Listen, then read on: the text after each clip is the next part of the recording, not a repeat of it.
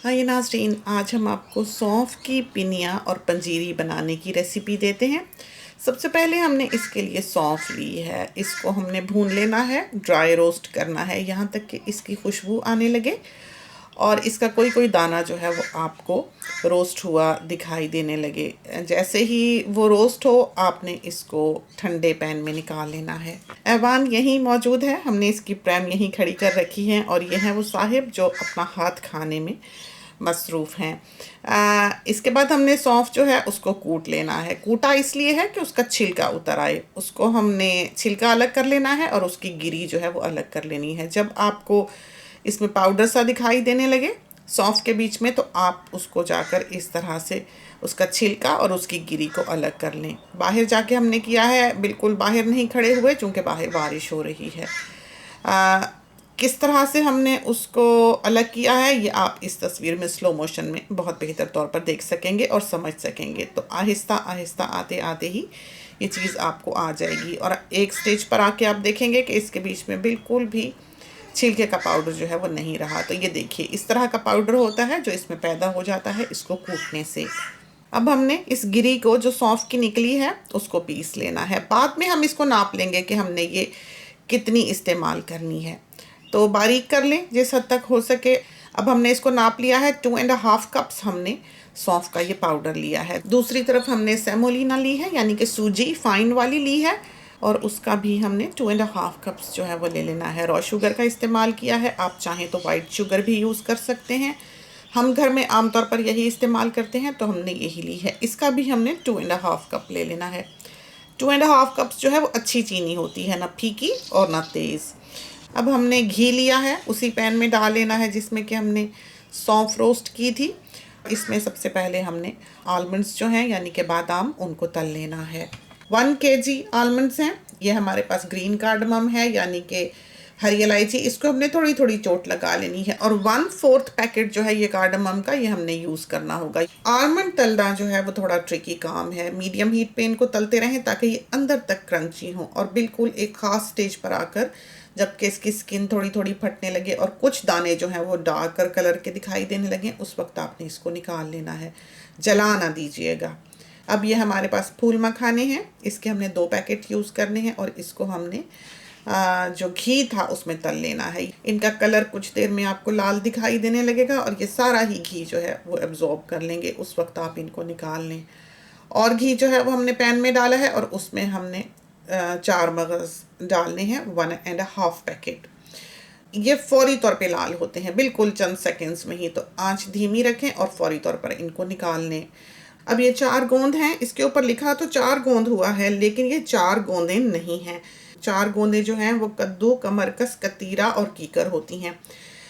इसमें कमरकस तो बिल्कुल भी दिखाई नहीं दे रहा है, जो कि हम अलग से डालेंगे। इन गोंदों को तलना भी एक ट्रिकी काम ही है, थोड़ा सा फैला कर डालें, ये फूल जाएगी और बिल्कुल क्रंची रेत की तरह हो जाएगी। ये है कमरकस जो कि हम तल रहे हैं। इसका कलर आप देख सकते हैं कि डार्क है, ये बहुत जल्दी ही लाल हो जाता है।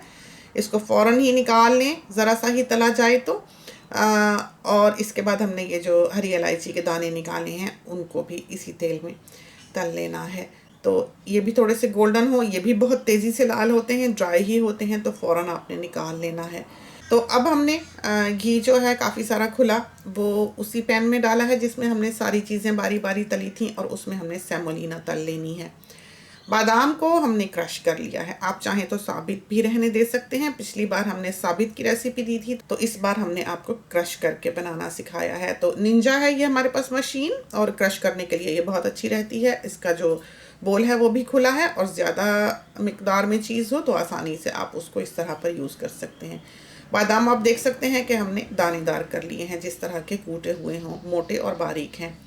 अब उसी मशीन में हमने ये जो फूल मखाने थे और मगज़ थे एक ही ट्रे में निकाल रखे हैं, वो पीस लेने हैं। बहुत बारीक करने की ज़रूरत नहीं है, बहुत बारीक हो जाए तो जो पिनिया और पंजीरी है वो मज़ेदार नहीं बनती, दानेदार जो है वो ज़्यादा मज़ेदार लगती है। अब हमने इलायची पीस लेनी है जिस हद तक हो सके। इलायची ध्यान से ही डालें, बहुत ज़्यादा ना डालें, इलायची का जो सेंट है वो बहुत स्ट्रॉन्ग होता है। अब उसी मशीन में हमने गूंद जो तली थी वो डाल देनी है। बहुत ज़्यादा ना पीसें, मोटी ही रहने दें, या बेशक उसको हाथ से ही क्रश कर लें, कोई ज़रूरत नहीं है उसको मशीन में पीसने की, क्योंकि वो क्रंची बहुत अच्छी लगती है, हमें पर्सनली वो ज़्यादा पसंद है।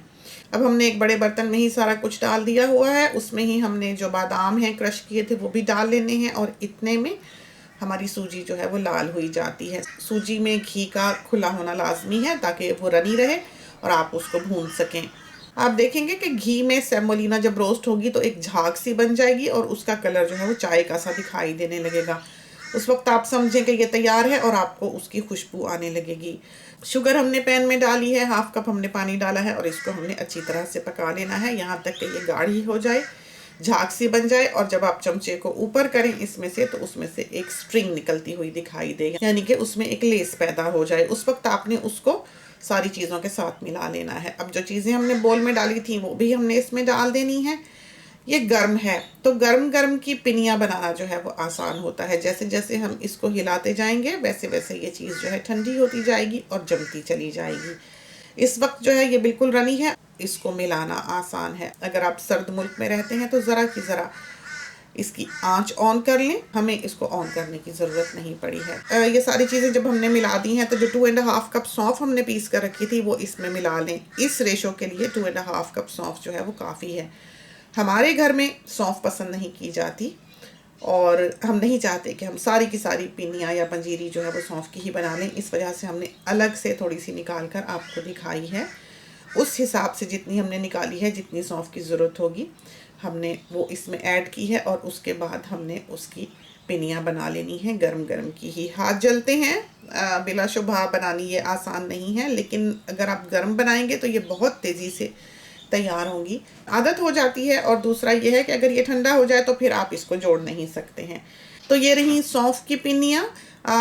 इस तरह पर यह है कि जिसको सौंफ वाली पसंद हो वो सौंफ वाली खा ले और जिसको दूसरी पसंद हो दूसरी खा ले।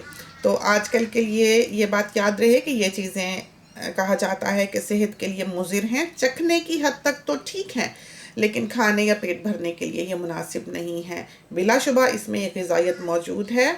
ये पुराने वक्तों की ट्रेडिशनल रेसिपीज़ हैं, जिस ज़माने में लोग फार्मिंग किया करते थे, जिस ज़माने में फ्रिज वगैरह नहीं हुआ करते थे, जिस ज़माने में बच्चा पैदा करने वाली सारा दिन भूखी बैठी रहती थी, उसके पास इतना वक्त नहीं होता था कि वो लकड़ी काट कर आग जलाए और अपने लिए खाना बना सके। तो उसके सराहने ऐसी चीज़ें बना कर रख दी जाती थी ताकि जिस समय उसको दूध पिलाते हुए भूख लगे तो वो इस चीज़ की 1-2 चमची खा ले, जिसको फ्रिज में रखने की ज़रूरत नहीं होती है और जो ख़राब नहीं होती है और ग़िज़ायत से भरपूर है और उसको एनर्जी फराहम करती है। तो आजकल के ज़माने में ये क्या इम्पैक्ट आपकी सेहत पे डालती हैं इसके बारे में हम कुछ नहीं कह सकते। तो घी के अलावा इसमें जितनी चीज़ें शामिल की गई हैं सारी की सारी ही हेल्दी चीज़ें हैं। सिर्फ एक घी ऐसा है जो कि आजकल सेहत के लिए मुज़िर करार दिया जाता है। तो ये तो थी हमारी रेसिपी। खुदा करे कि ये आपको पसंद आए और आपकी बहुत अच्छी तैयार हो। इसके साथ ही हमें इजाज़त दीजिए। अल्लाह हाफ़िज़।